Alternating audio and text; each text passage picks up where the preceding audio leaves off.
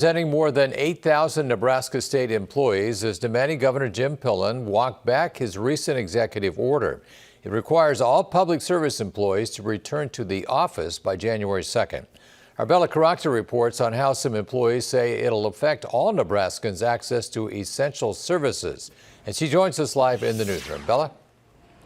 John, the Nebraska Association for Public Employees is demanding the governor's office bargain over remote work. The union executive director says since it isn't in their contracts, it must be negotiated.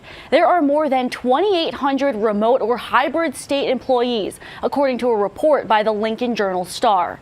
This morning, the union launched a remote work survey.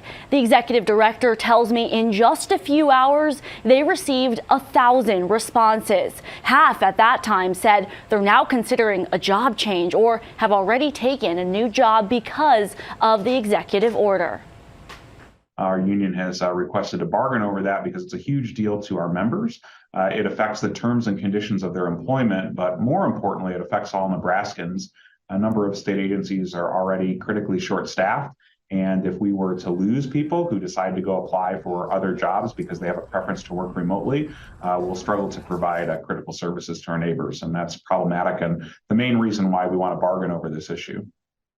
Now, to be clear, public employees in Nebraska, as in most states, cannot strike. 6 News did reach out to the governor's office for comment, asking if they intend to bargain about remote work. And they said, in part, it's the expectation that taxpayer-funded state workers to be in the office and operationally engaged in a way that ensures outstanding customer service. Governor Pillen is proud to have delivered on that expectation through the issuing of this executive order. I followed up asking if that meant Pillen will or will not voluntarily come to the bargaining table with the union. His spokesperson responded and said, quote, the governor does engage in labor negotiations.